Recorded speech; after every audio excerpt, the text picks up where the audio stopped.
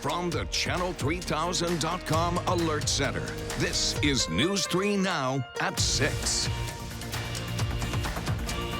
First at 6, we are following breaking news overseas. Iran is taking credit for a rocket strike that hit an Iraqi base that houses U.S. troops. It comes just days after the U.S. launched an airstrike that killed a top Iranian military general, for which Iran has vowed retaliation. Right now, we do not know if there are any casualties. We are waiting. We are about 45 seconds away from a CBS News special report. Quickly, let's take a look at our first alert forecast with Chief Meteorologist Gary Canalti. Gary? Charlotte, flurries are moving out of southern Wisconsin. They'll be out of here probably within the next hour or so. High temperatures were in the upper 30s, but a cold front is moving through. We've dropped to 31, and to the north and west, temperatures are in the 20s, where wind chills have been dropping into the single digits. By tomorrow morning, we'll be down to around 9 with wind chills to 10 below zero. Tomorrow's high at 22. I'll have more details and weather. Eric and Charlotte, back to you. All right, Gary, thank you very much. As we mentioned, the news broke in the last half hour or so. Iraqi base is the location of this rocket launch by the Iranian military, we understand. We're now going to a CBS News special report.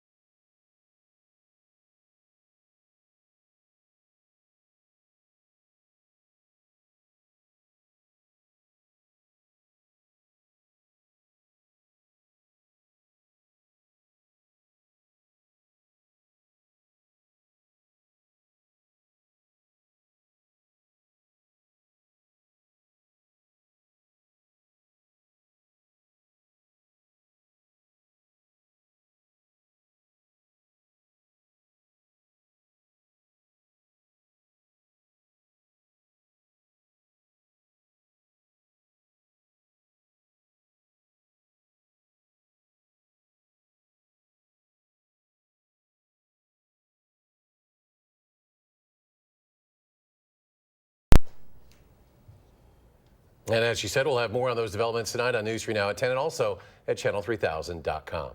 Now to our top local stories. This afternoon, the Henry Vilas Zoological Society has been cleared of any wrongdoing. The Dane County Sheriff's Office launched an investigation, you'll recall, in November, trying to find what they thought was missing donation money. Jamie Perez joins us to tell us what happened. Jamie? Well, the Zoological Society used to count all the donation money at the zoo, but when the county took over that job last year, they noticed a big difference in what they counted compared to what the society had been reporting. But at the end of an investigation, there was no discrepancy at all. There's questions that need to be answered. I think the right thing to do is to do an investigation, and that's what we did, and we found that there were no wrongdoing. Dane County Sheriff Dave Mahoney says the Henry Vilas Zoological Society is officially off the hook after an investigation found that all of the suspected missing donation money has been accounted for. I was super happy about it. I mean, I'm so thankful that was just something that was a misunderstanding. Rhonda Schwetz is the executive zoo director at the Henry Vilas Zoo. She said she's happy the money went toward exactly what it was supposed to. It's just kind of nice to close the chapter on this finally. While the society has been cleared, we're left wondering, why was there a discrepancy at all? Different ways that monies were being collected at the zoo when the Zoological Society and the zoo were running two separate processes. After it became just the Dane County Zoo, we were able to go back and reconcile, look at the files from before and after, and find that all the dollars and monies were accounted for. The Dane County Executive's Office, which originally raised red flags on the society, said in a statement, the nonprofit accounted for these cash donations differently, and these amounts were not previously included in the financial documents provided to the zoo or Dane County. In our previous report, the society said the accusations were thinly veiled and were part of the campaign to tarnish the reputation of the society. But now that the air has been cleared, everyone involved can now move forward. We can move on, put this behind us. We don't have any uncertainty anymore. The Zoological Society responded in a statement this afternoon saying, from our perspective, there was never really a question. The society has always prided itself on sound financial oversight and public transparency. Journalists from around the world are in Milwaukee today, getting a preview of this year's Democratic National Convention. The leader of the DNC is promising that the event will focus more on substance than spectacle. The event will bring an estimated 50,000 people to Milwaukee and the surrounding area for the convention and more than 1,000 related events. But Lieutenant Governor Mandela Barnes says it's not only about Wisconsin. It's not just to have an impact on Milwaukee. It's about the Cincinnatis, Clevelands, and Columbuses in Ohio, the Detroits and Michigan, and also the Pittsburghs and Philadelphias in Pennsylvania, because without making sure that we're actually communicating with our base, we're going to be lost. The Democratic National Convention will be held July 13th through the 16th. Two men are awaiting trial in Rock County for first-degree attempted homicide. Rock County reporter Adam Duxter explains the road for officers to get to this point was not an easy one. Well, it was exactly a month ago today that police responded to a call of shots fired near the location I am right now. And they say their investigation that's followed has been a bit of a wild ride. Look at the police. Not in a safe spot. On Christmas Eve, this was the scene at Walmart in Beloit as police worked to take a man into custody. At the time, it wasn't quite clear why. Well, public safety is, our main concern. But today, Captain Aaron Burdick of the Rock County Sheriff's Office is offering an explanation. He says the man arrested that night is Ronald Hicks, who is considered a threat to the public for his role in a shooting here weeks earlier. And we know that we have a couple of violent suspects that are willing to shoot at people. Or a specific person. After a drug deal gone wrong, Hicks and another man shot the victim, who's not being named. After being shot, the victim managed to grab a hold of a stranger's car at a stoplight near this intersection, and then held on for miles before being let in and taken to the hospital. That's not something that you hear every day, and it's almost seems outrageous that when it comes in like that, and it's like, well, what's going on here? Police say when they responded to that call a month ago, they had almost no information. But thanks to tips from the public, Look at the police. Not in a safe spot. This arrest was made possible. Now, over the weekend, the other person wanted for this attempted homicide, Virgil Tate, was arrested by Chicago police on a felony arrest warrant. He's being held in Illinois and awaiting extradition. In Rock County, Adam Duxter, News 3 Now. The victim in that December 7th shooting is expected to make a full recovery. Police say that person is not being charged with a crime. A Madison institution is kicking off a landmark anniversary celebration. American Family Children's Hospital is marking its 100-year anniversary. In 1920, the first children's hospital in Madison opened its doors as part of a study on children's diseases on the UW campus. Governor Tony Evers was there today to help celebrate and announce a proclamation making 2020 the year of Wisconsin pediatric care.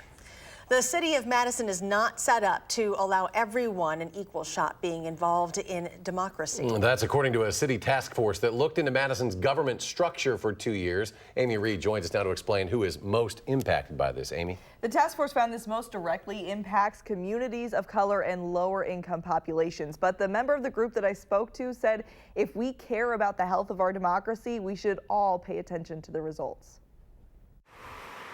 The whole of Madison may be greater than the sum of its parts, though one might argue not all parts are being counted. There are people who do not have equal access to democratic processes and institutions because of the way it is, the status quo. If we see that as being a problem, then yes. Justice Castaneda has spent the last 2 years of his life researching Madison with the Task Force on the Structure of City Government. They found what's in place now isn't working for everyone, especially communities of color and lower income groups. The majority of decisions are made by a very small group of people at the end of the day. And that was kind of one of the things that we saw as being very alarming, that this is done in the veneer of representation or representative democracy, and it's actually doing the opposite. They found ways to help change that. For one, the more than 100 boards, commissions, and committees should be restructured.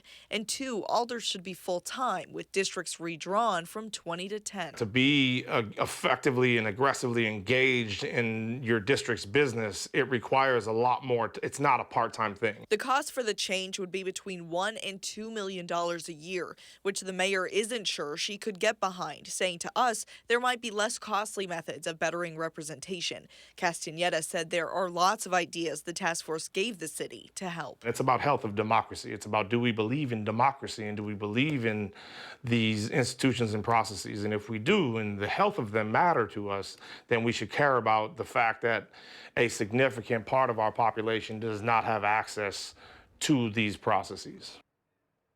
If we did change the number of alders, that would require a public vote. In order to get there, it would have to pass council. Mayor Rhodes Conway isn't sure there's enough support for that, but citizens could get it on the ballot with enough signatures. Amy Reed reporting tonight. Amy, thank you.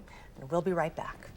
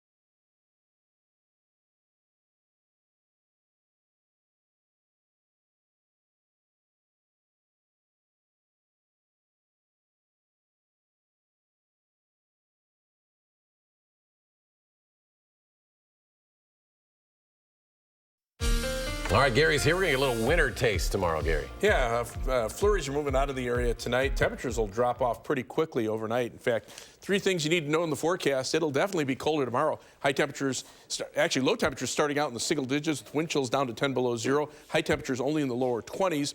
We'll warm up on Thursday with some rain showers in the afternoon as high temperatures get back into the middle 40s.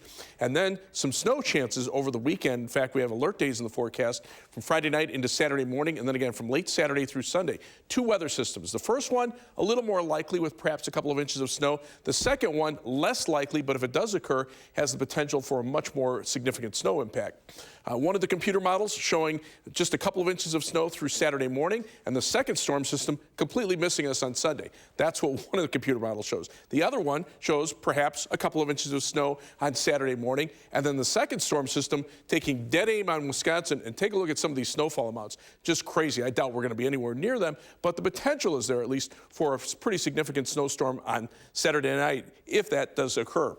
Right now, the almanac for Madison shows a high today of 38, the low temperature 29, and right now we're sitting at 31 degrees with skies starting to turn partly cloudy. Winds are out of the west at 13 miles per hour. That's dropping the wind chill to 31 degrees.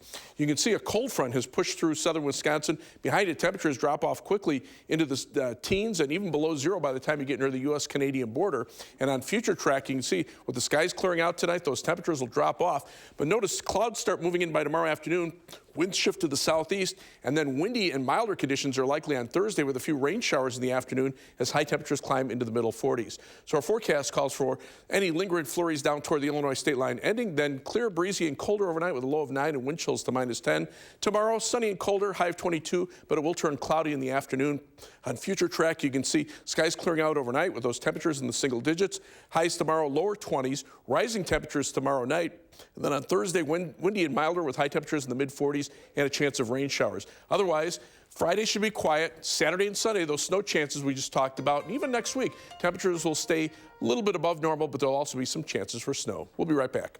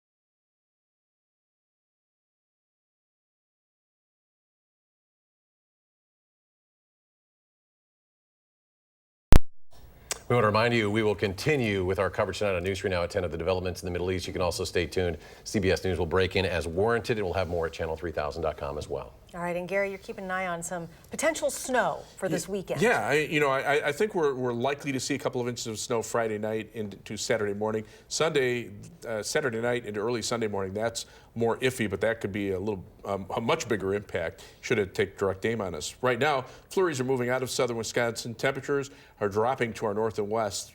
Right around freezing here in Madison, above freezing in Janesville, but already in the 20s to our north and west. Highs only in the low 20s for tomorrow, but mid-40s with rain showers on Thursday. Friday, quiet, and then snow chances Friday night into Saturday morning, late Saturday afternoon into Sunday morning, and off and on chances next week. Temperatures a little closer to normal, a little colder toward Thursday and Friday.